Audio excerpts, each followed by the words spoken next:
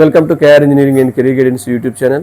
EAMCET counselling మనకు EAMCET results రాగానే దాదాపు మే ఎండింగ్ నుంచి లేదా జూన్ మొదటి వారం నుంచి మీకు మొదటగా స్లాట్ బుకింగ్ ఉంటుంది. స్లాట్ బుకింగ్ తర్వాత మనకు కౌన్సిలింగ్ సర్టిఫికేట్స్ వెరిఫికేషన్ ప్రక్రియ ఉంటుంది. మరి సర్టిఫికేట్స్ అన్నీ సిద్ధం చేసుకోండి.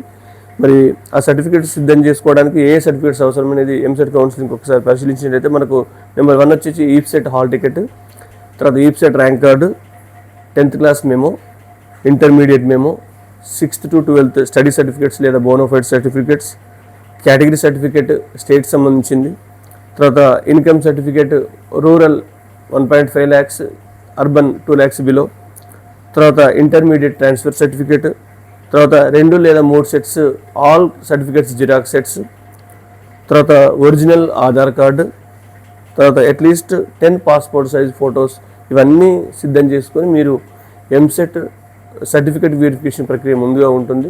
ఆ సర్టిఫికేట్ వెరిఫికేషన్ ప్రక్రియలో మీకు సర్టిఫికేట్స్ విజయవంతంగా వెరిఫికేషన్ చేసుకుంటేనే మీరు కౌన్సిలింగ్కి ఎలిజిబుల్ అవుతారు. Thank you.